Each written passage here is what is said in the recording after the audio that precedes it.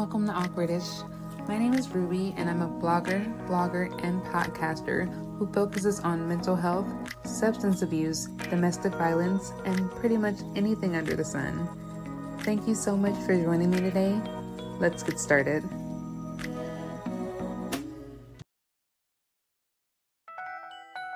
Hey, Awkward Crown, it's Ruby. It feels really good and honestly a little weird to be back behind the mic. If you've been listening for a while, you know Awkwardish has gone through a lot of changes, and so have I. This is my first episode in years without a co-host, so it's just you and me today, catching up, breathing together, and talking about what's going on in my world. This episode is basically an update, a check-in, and a little window into what's next. Before we get into today's episode, I want to offer a quick disclaimer. I'll be talking about my personal experiences with mental health, including my recent bipolar 1 diagnosis. Everything I share is based on my story, my emotions, and my healing process. I'm not a mental health professional, and nothing in this episode should be taken as advice, guidance, or a substitute for professional support. If you're navigating your own mental health journey, I encourage you to reach out to a licensed provider or someone you trust who can support you. Please take care of yourself while listening. If you need to pause, skip, or come back later, honor that. And with that said, let's get into it. So let's start with Red Petal Project. So Red Petal Project is the nonprofit I founded last fall that's to support survivors of domestic violence and sexual assault in Contra Costa County. The reason I founded it is because someone I love very much was sexually assaulted and I felt helpless. In the past few months, we formed the board of directors and gotten our tax-exempt status from the IRS, and honestly accomplished a lot. I hope we can provide the kind of trauma-informed, ceremonial, human-centered resources I wish existed when I needed them.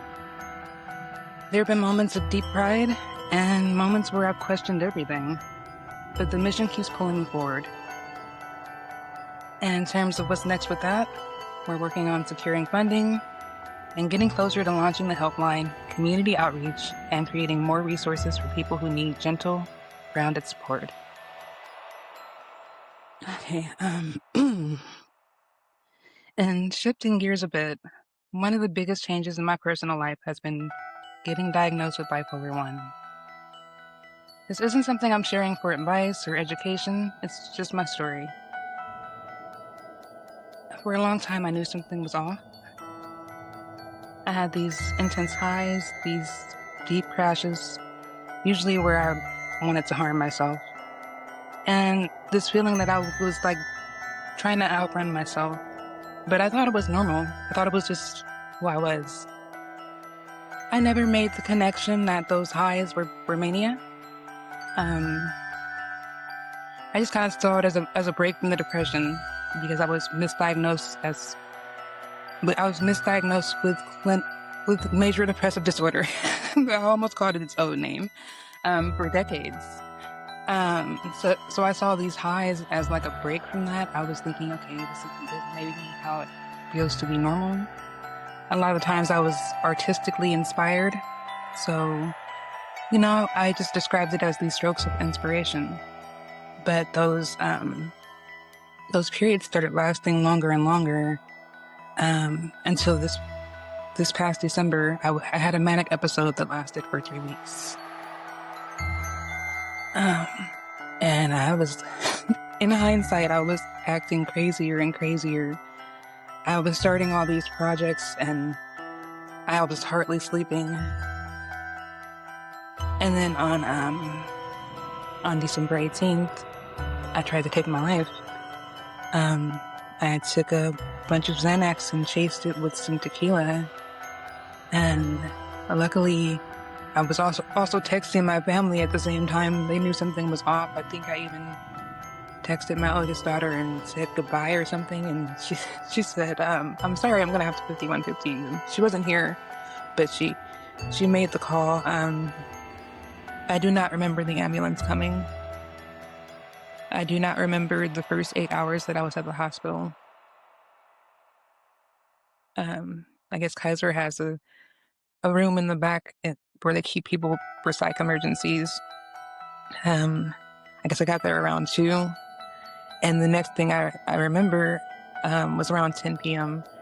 And I was screaming at the nurses. I was screaming at the security guard. I was trying to escape in a hospital gown with nothing else on, just a hospital gown, no shoes, no underwear, no nothing. I physically tried to fight the security guard to get out. And of course they sedated me. And of course I was 5150'd after that. I was sent to the psych ward in Martinez.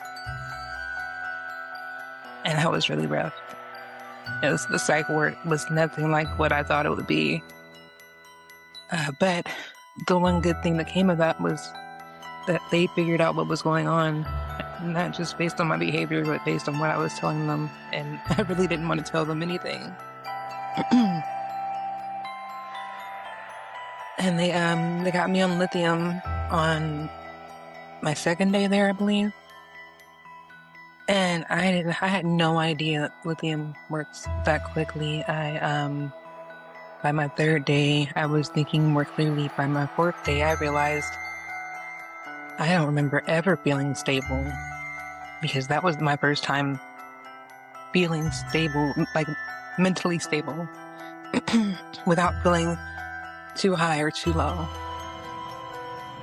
Like, I thought I had been stable before, but no. So that diagnosis, it was a lot, but it was easier to wrap my head around once I started learning about it. And luckily I was out of the psych ward before Christmas. I was out on the 23rd.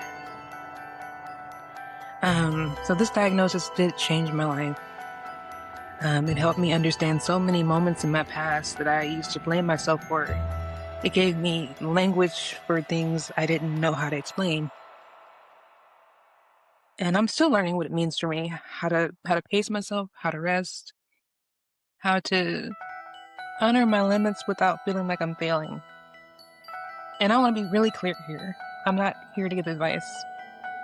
I'm just sharing what my journey has looked like. So if you're navigating your own mental health paths, I hope you know you deserve support, compassion, and people who take you seriously. So one thing I've been thinking about is how my diagnosis and Red Petal Project intersects. Living with bipolar 1 has changed the way I lead. It's made me more intentional, more trauma aware, and more committed to building spaces that don't punish people for being human. It's also made me more honest with myself about what I can hold, what I need help with, and how important it is to build systems that don't rely on one person running on fumes. And that it's okay to ask for help when I need it. My healing and my advocacy are woven together now, and they inform each other. So, what's next? For Awkwardish, I'm excited to explore what solo episodes can look like. I want to talk about identity, healing, creativity, awkwardness, all the messy, beautiful stuff. I might bring on guests eventually, but for now, I'm just trying to get back on the saddle. Creatively, I'm leaning into things that feel nourishing. Blogs, writing, working on community resources, things that feel like they come from the heart instead of the hustle. I've also been considering starting a mindfulness podcast. It would be called Awkwardly Mindful. It's one of the ideas I came up with while I was manic. So I'm not even sure if it's a good idea. If anyone is interested in listening to that, please let me know. I don't know whether it's just one of those crazy things I came up with or whether it's a good idea. And personally, I'm trying to move slower. I still talk really fast, as you can see, but I'm working on it. I'm trying to let myself be excited about the future without rushing into it. And I'm also releasing a lot of shame.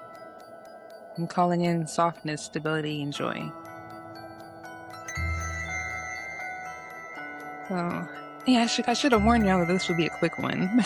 But thank you for spending this time with me today. It really means a lot that you're here, listening, growing, awkwardly navigating life right alongside me. If you want to stay connected, you can find me on social media. On Instagram, there's at Awkwardish Podcast and at Awkward Rube for just me. TikTok is just at Awkward Rube, and that's for both the podcast and me. YouTube, Awkwardish, and also Awkward Rube. I just made my own separate channel for just me and my vlogs. And you can learn more about Red Petal Project on my Linktree or through community updates. And before we close, I want to offer a gentle reminder. If anything in today's episode brought up big feelings for you, you don't have to hold that alone. You can reach out to 988. You're able to call or text that number even if you don't have phone service. Or someone you trust, a friend, a family member, a mental health professional. That can make a real difference. Support is allowed and you deserve care. Thank you again for being part of the space. I'm grateful for you. Take care of yourself, and I'll talk to you soon.